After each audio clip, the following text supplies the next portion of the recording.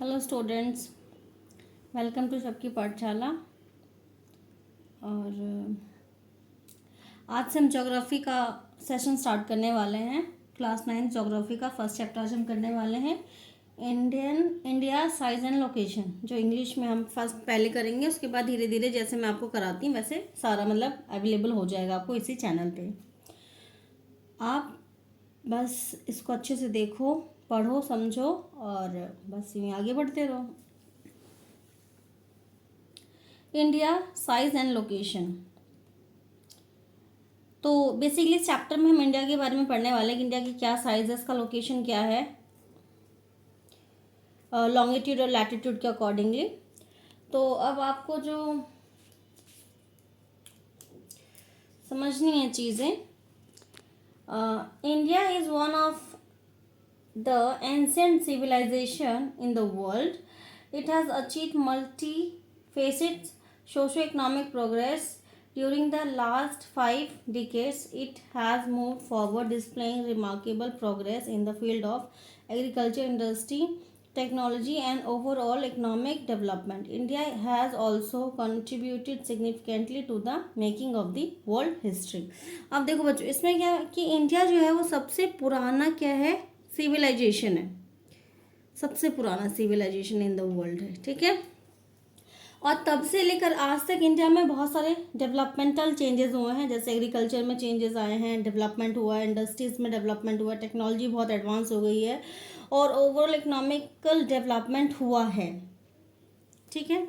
और वर्ल्ड की हिस्ट्री में जो इंडिया का कंट्रीब्यूशन है वो बहुत ही सिग्निफिकेंटली है, मतलब इम्पॉर्टेंट है। अब यदि हम लोकेशन की बात करें, India is a vast country. India बहुत बड़ा कंट्री है। ये वर्ल्ड का मैप देख सकते हो आप, इसमें 7 कॉन्टिनेंट्स हैं। नॉर्थ अमेरिका, ये साउथ अमेरिका है आपका, अफ्रीका है, ये एशिया है, यूरोप है, ऑस्ट्रेलिया है, अंटार्कटिका है। और अगर हम इंडिया को देखें तो इंडिया ये यहाँ पर इंडिया है, ठीक है। तो इंडिया क्या है, India is a vast country lying entirely in the southern hemisphere.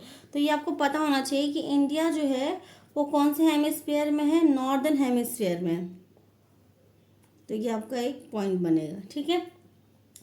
Northern hemisphere कैसे है, जैसे आप ये देखो, ये इक्विलेटर लाइन है और ऊपर वाला जो होता है वो साउदर्न हेमिस्फीयर होता है, सॉरी नॉर्दर्न हेमिस्फीयर होता है, जो नीचे वाला होता है वो साउदर्न हेमिस्फीयर होता है।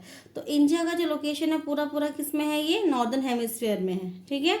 The main land extended between latitude 8 degree 4 minute north and 37 degree 6 minute north and longitude 68 degree 7 minute east and 97 degree 25 minute east.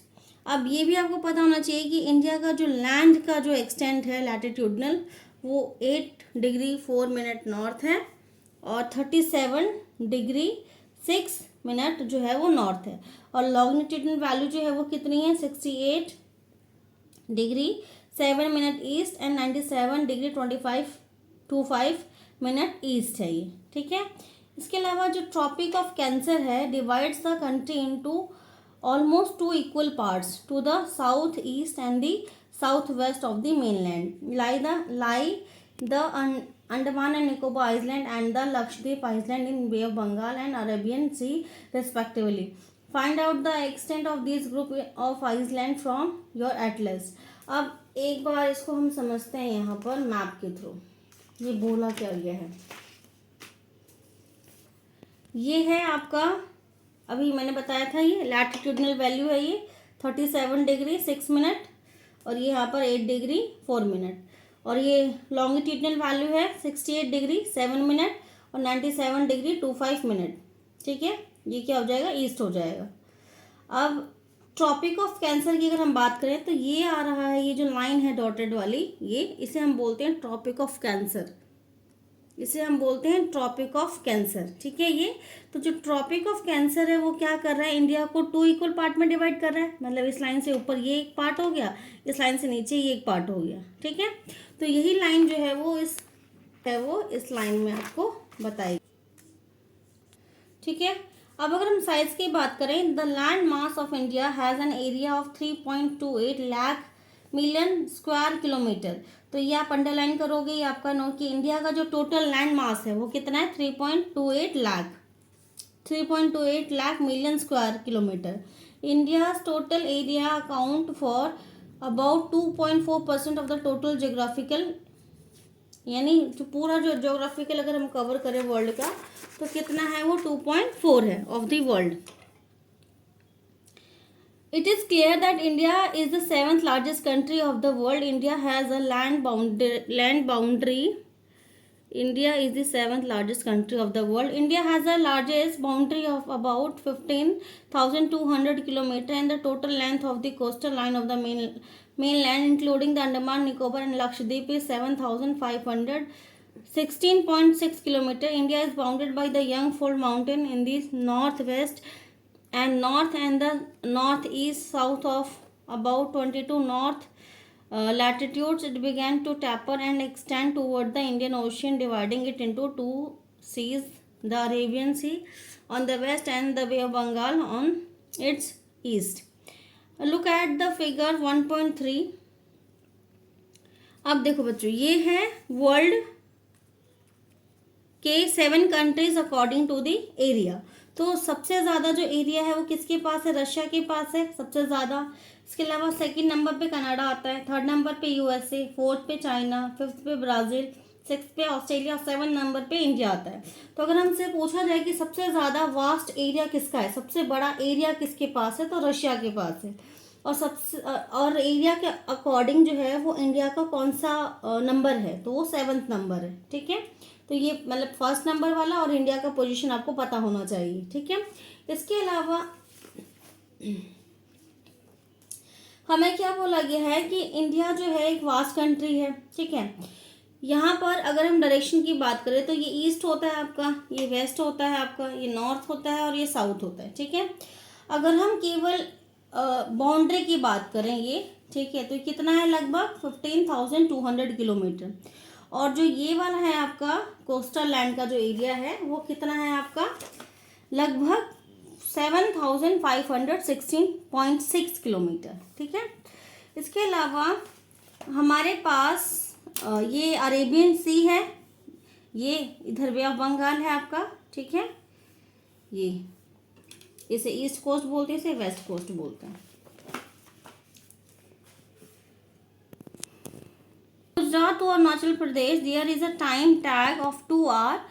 Hence, time along the standard meridian of the Indian 32 degree 30 minute is passing through the Mirzapur. ये भी आपको पता होना चाहिए standard meridian कहाँ से पास हो रहा है, मिर्ज़ापुर से पास हो रहा है। ठीक है, जो कहाँ पर है, उत्तर प्रदेश में है। Is taken as a standard time for the whole country. The latitudinal extent influences the duration of the day and night as one move towards south to north. Meridian, ये जिसके बारे में बात हो रही है, इसकी वैल्यू कितनी है, 82 डिग्री 30 मिनट। तो ये आपको पता होना चाहिए, पूछा जा सकता है कि इंडिया का जो स्टैंडर्ड मेरिडियन है वो कितना है, तो ये है 82 डिग्री 30 मिनट। और ये कहाँ से जा रहा है, ये उत्तर प्रदेश के मिर्ज़ापुर से गुजर रहा है। और इसी मेरिडियन को यूज़ करके हम पूरे इंडिया में जो है वो टाइम मेज़र करते हैं। और हमने देखा होगा कि अलग अलग जगह पर आपने देखा होगा कि जो टाइम का डिफरेंस है वो क्या होता है, ज़्यादा होता है। जैसे मान लो आप दिल्ली में रहते हो और अगर तमिलनाडु की कंपेयर करो या जम्मू कश्मीर की बात करो तो उनमें क्या है, अगर मान लो यहाँ पर अभी 9 बज रहा है या 10 बज रहा है तो वहाँ पर टाइम में डिफरेंस होगा। ठीक है, क्यों होगा, क्योंकि जो स्टैंडर्ड मेरिडियन है उससे उसकी पोजीशन कितनी दूरी पर है, कितना डिस्टेंस है, इसकी वजह से टाइम जो है वो डिफर करता है। India and the world, the Indian land mass has a central location between the east and the west Asia. India is the southward extension of the Asian continent. The trans Indian ocean routes which connect the countries of Europe in the west and the countries of the East Asia provide a strategic central location to India. Note that Deccan Peninsula protrudes into the Indian Ocean, thus helping India to establish close contact with West Asia, Africa and Europe from the west coast and the with southeast and the East Asia with the eastern coast. So no other country has a long coastline on the Indian Ocean as India has, and indeed it is India's eminent position in the Indian Ocean which justify the naming of an after it. अब पहले अगर हम एक बात discuss करते हैं, जैसे कि आपने देखा होगा, पढ़ा होगा कि इंडिया का ये बॉर्डर लाइन है, कोस्टल लाइन है, यहाँ पर इंडियन ओशियन है।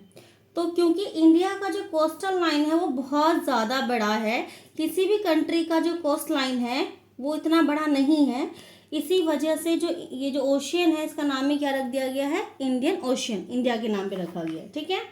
इसके अलावा इंडिया जो है सेंट्रल पोजीशन में है। कैसे, आप मैप के थ्रू देखिए, हम यहाँ से ये जो हमारा वेस्ट कोस्ट है इससे हम अफ्रीका के कंट्री से इजीली कनेक्ट हो सकते हैं। इसके अलावा इस वाले से हम ऑस्ट्रेलिया की कंट्री से इजीली कनेक्ट हो सकते हैं। ठीक है। तो इसी तरह से क्या है, ये जो कोस्ट लाइन्स है वो क्या करती है, इंडिया को लगभग दुनिया के सभी देशों के साथ कनेक्ट करके रखती है।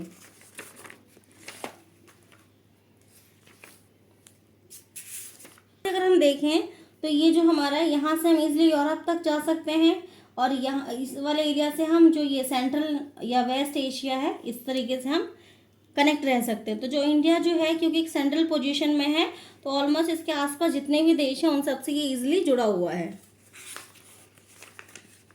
देखो आप यहाँ से आप ये जा रहे हैं, यहाँ से इस वाले से आप यहाँ आ गए,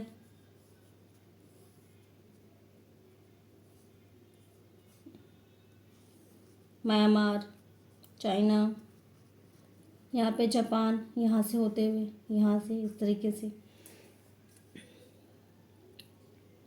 India's contact with the world have continued through ages, but her relationship through the land route are much older than her maritime contact. The various passes across the mountain in the north have provided passes to the ancient traveler. While the ocean restricted such interaction for a long time, these routes have contributed in the exchange of ideas and commodities. Since ancient times, the idea of Upanishad and Ramayana and the story of Panchatantra and the Indian numerals and the decimal system thus could reach many parts of the world. The spices, muslin, ये कपड़ा होता है, muslin, and other merchandise were taken from India to different countries. On other hand, the influence of the Greek sculpture and the architecture styles of dome and minarets from the West Asia can be seen in different part of the country. अब देखो बच्चों, क्योंकि हमारा जो सी root है, ठीक है, वो पहले से ही डेवलप है। ठीक है। तो ऐसा नहीं होता, तो देखो हमने पढ़ा है कि जो इंडिया है वो किसका मतलब वो था, स्लेव। ठीक है। वो किसका था, इंग्लैंड का। तो ऑब्वियस सी बात है।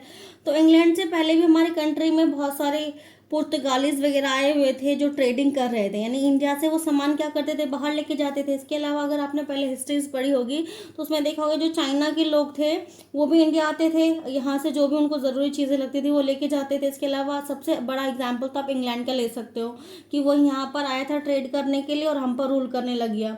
इसका मतलब क्या है, ट्रेडिंग पहले से होती आई, यानी कि इंडिया का जो सामान है वो बाहर बिकता है और बाहर से जो चीज़ें हैं वो इंडिया में आती रही हैं। ठीक है। यानी ट्रेडिंग जो है वो पहले से होती आई है।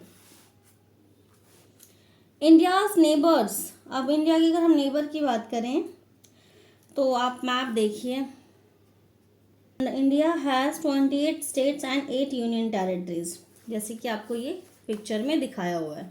ठीक है। तो ये 28 स्टेट्स हैं आपके और ये यूनियन टेरिटरीज दिखाई हुई हैं आपको। अब अगर हम नेबर की बात करें तो पाकिस्तान, नेपाल, चाइना, म्यांमार, बांग्लादेश, श्रीलंका, मालदीव, ये सब हमारे क्या है, नेबर्स हैं। ठीक है। अब आपको क्या याद रखना है, इंडिया शेयर्स इस land boundary with Pakistan, Afghanistan in the north east, यानी नॉर्थ और ईस्ट, नॉर्थ और वेस्ट की अगर हम बात करें, ये नॉर्थ है ये वेस्ट है, किसके साथ हम अपना बाउंड्री शेयर कर रहे हैं, पाकिस्तान के साथ और अफगानिस्तान के साथ, यहाँ से। ठीक है। And China, Nepal and Bhutan in the north, अगर हम नॉर्थ की बात करें तो नेपाल, चाइना एंड भूटान। ठीक है, ये 3 हो गए। Myanmar and Bangladesh in the east, ये आपका बांग्लादेश हो गया, ये म्यांमार हो गया इस डायरेक्शन में। एंड साउदर्न नेबर्स जो है हमारे, वो 2 आइलैंड्स हैं, वो है श्रीलंका और ये मालदीव्स। ठीक है, Sri Lanka is separated from India by a narrow channel of sea formed by the Park Strait and the Gulf of Mannar, while Maldives Island are situated to the south of the Lakshadweep. अब ये जो है, ये देखिए आप, श्रीलंका और इंडिया के बीच में इतना सा डिफरेंस है ये, तो इसी को क्या बोलते हैं, पार्क स्ट्रेट। ठीक है, और ये जो एरिया है ये, इसी को बोलते हैं gulf Mannar, gulf of Mannar. ठीक है, और मालदीव की बात करते हैं, मालदीव है। ठीक है, India has had strong geographical and historical link with her neighbors.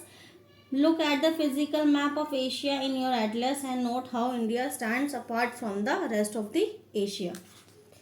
And आपका ये चैप्टर आज ख़त्म हो जाता है। मैं सिर्फ इतना ही बोलती हूँ आपको कि जो भी पढ़ाते हुए मैं आपको बताती हूँ, चीज़ें अंडरलाइन करती हूँ, उन चीज़ों को आप अंडरलाइन करके अपने नोटबुक में लिख लीजिए क्योंकि वो आपके शॉर्ट नोट्स प्रिपेयर हो जाएंगे। बाकी तो लॉन्ग क्वेश्चन मैं आपको लास्ट में प्रोवाइड कर ही देती हूँ।